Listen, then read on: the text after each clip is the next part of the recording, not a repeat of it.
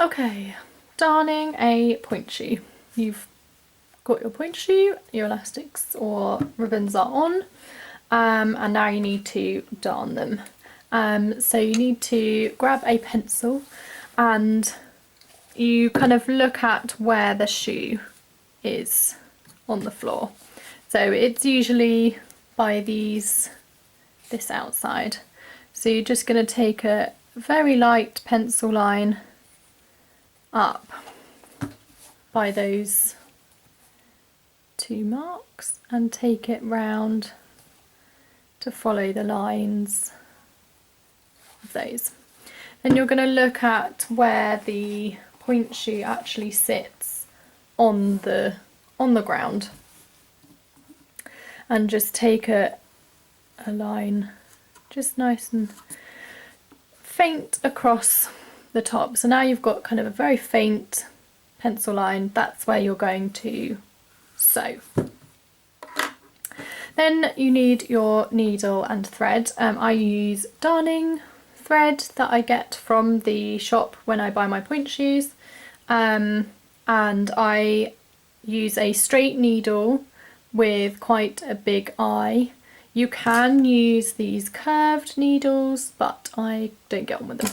So I use a straight needle and I double up my thread so that it's 2 thickness. Then what you're going to do is actually take your point shoe upside down, so the sole is facing the ceiling. And I'm left-handed, so you just reverse this if you're right-handed. And you're going to take it across your point shoe. And you're kind of looking to follow that line. So where you've drawn your line, you take it underneath the satin, pull it through, just make sure it's all nice and straight, and take it across to as much as possible the equivalent on the other side.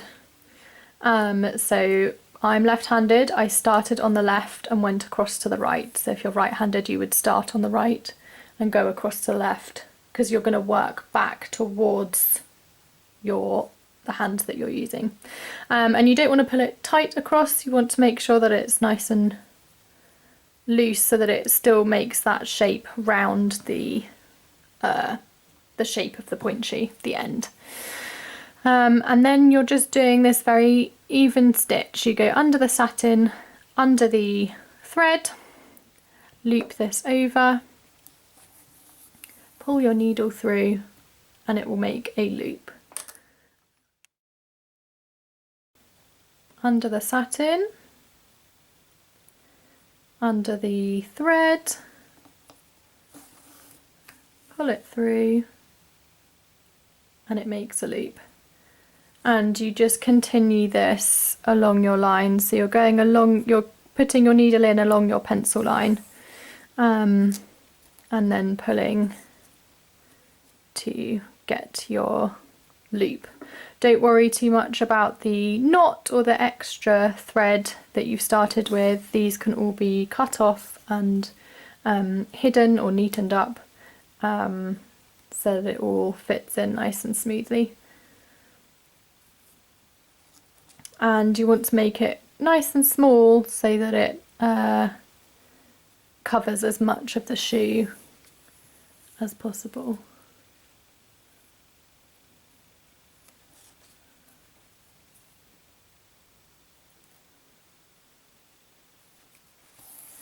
And don't worry too much about it being absolutely perfect. If you go slightly above the line or slightly below the line, that is absolutely fine. Once you've worn the shoes a couple of times, this will all be squished together, and it just creates another barrier between the floor and your silk shoes. Your satin shoes just stops you from slipping, keeps all the grubbiness off of them. So it does not need to be perfect. Cannot stress this enough. So you've got to the end of your line, and I'm going to take this out.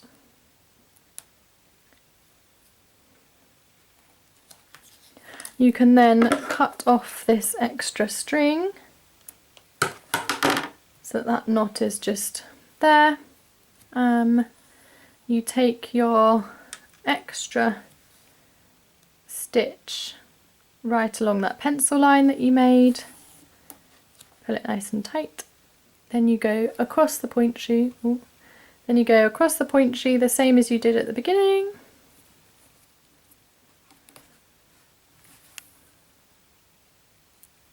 and you start again.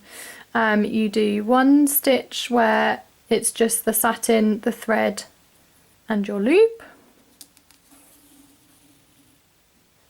and then after that you loop it underneath the loop that you've already made, underneath your satin, underneath your thread, and that's how you kind of link them all together, and it just pulls it up to that to make your new stitch.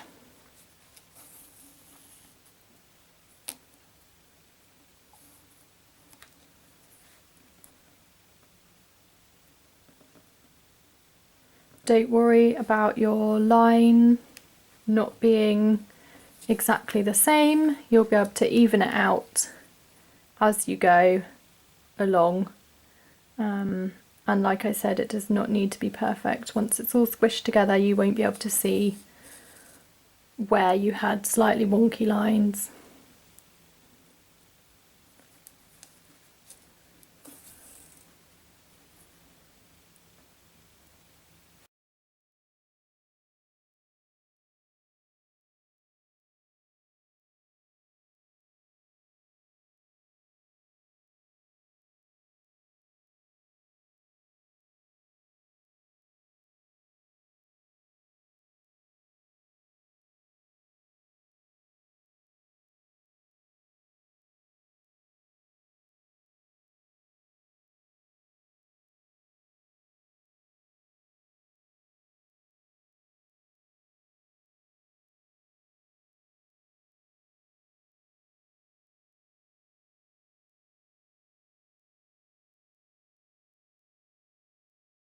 So I'd say that's probably my last stitch, and you take it under the satin and push it through.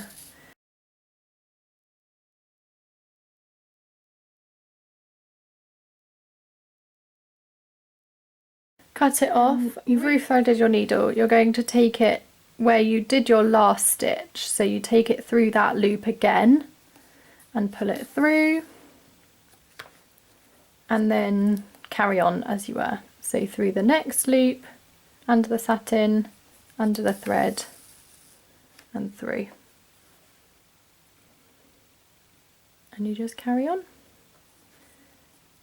until you get to the end of the point shoe.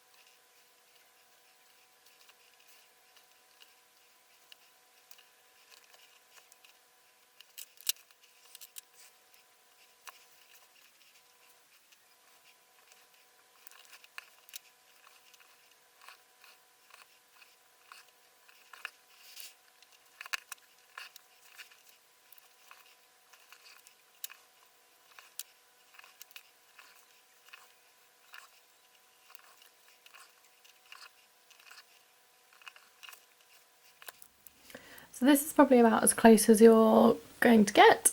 So on your last line, you want to try and get as close to that sole of the foot so that it really pulls as close as possible.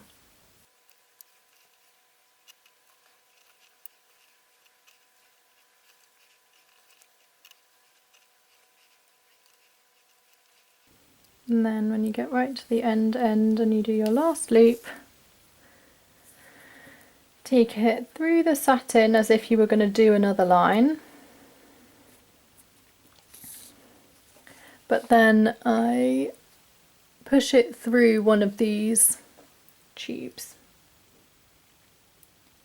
So you're just getting kind of in the middle.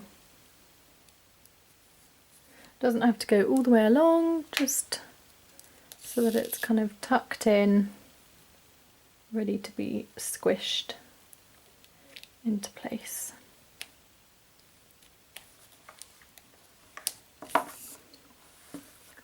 And then cut it off, and that is your finished point shoe.